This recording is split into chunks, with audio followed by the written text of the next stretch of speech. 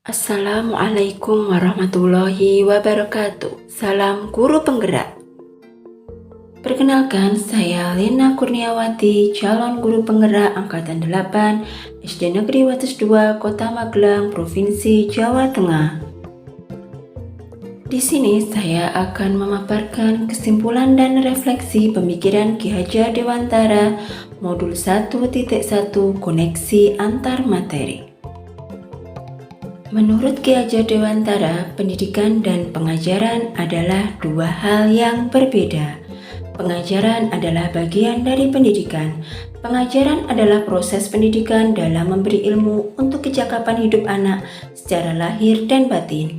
Pendidikan adalah tempat persemaian segala benih kebudayaan yang hidup dalam masyarakat kebangsaan, yang dapat mengantarkan murid pada budi pekerti yang luhur dan bijaksana. Tujuan pendidikan adalah menuntun segala kekuatan kodrat yang dimiliki anak agar ia mencapai keselamatan dan kebahagiaan yang setinggi-tingginya. Filosofi pendidikan menurut Ki Hajar Dewantara adalah tentang perubahan. Ada 3 perubahan menurut Ki Hajar Dewantara. Yang pertama adalah kodrat keadaan, yaitu kodrat alam dan kodrat zaman. Yang kedua adalah prinsip melakukan perubahan, yaitu kontinuitas, konvergensi, dan konsentris. Yang ketiga adalah perubahan budi pekerti. Sesuai dengan filosofi pendidikan menurut Ki Hajar Dewantara, maka pendidikan itu bersifat dinamis.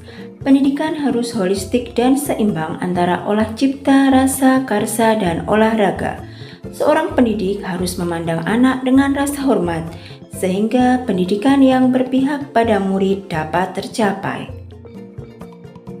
Selain itu, kita juga harus menerapkan semboyan Ki Hajar Dewantara. Ada 3 semboyan Ki Hajar Dewantara. Yang pertama adalah Ingarso Sung Tulodo. Di depan seorang guru harus memberi contoh atau teladan.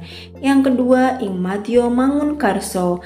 Di tengah seorang guru harus memberi motivasi atau semangat. Dan yang ketiga Tut Wuri Handayani. Di belakang seorang guru harus selalu memberi dorongan atau arahan, sehingga akan terwujud profil pelajar Pancasila. Sebelum saya mempelajari modul 1.1, saya masih fokus pada transfer materi semata dan ketuntasan dalam penyampaian materi. Saya menganggap ketercapaian KKM adalah kunci keberhasilan dari suatu pembelajaran. Saya juga masih menganggap murid sebagai objek pembelajaran. Selain itu, saya juga masih menerapkan pembelajaran berbasis teacher center, di mana guru selalu mendominasi kegiatan pembelajaran. Suasana kelas yang tenang, tertib, dan murid yang diam adalah indikator kenyamanan kelas dan menjadi fokus guru di kelas.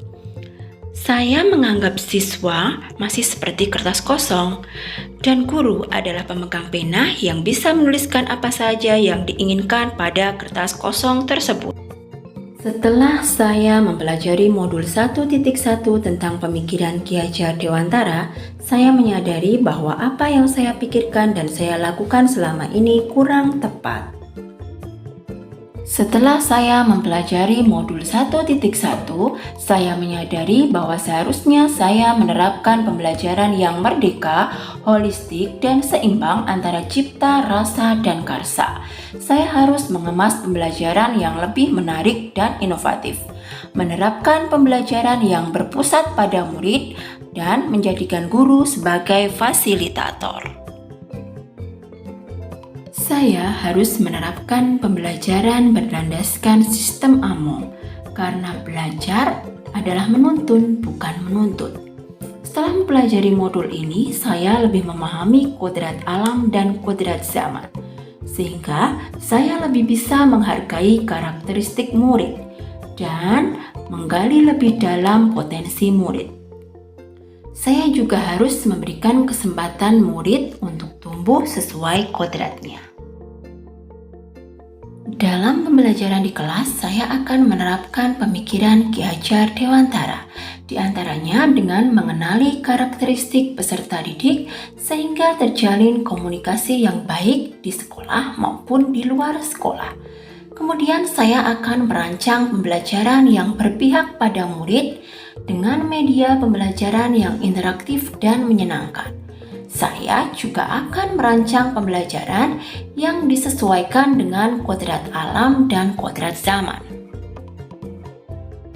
Selain itu, saya juga akan menerapkan pembelajaran dengan berpedoman pada semboyan Ki Hajar Dewantara dan kultur sosio-budaya di daerah setempat.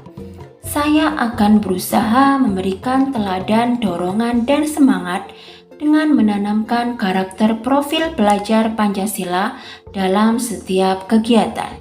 Saya akan terus belajar sepanjang hayat untuk dapat meningkatkan keterampilan demi pembelajaran murid yang lebih baik.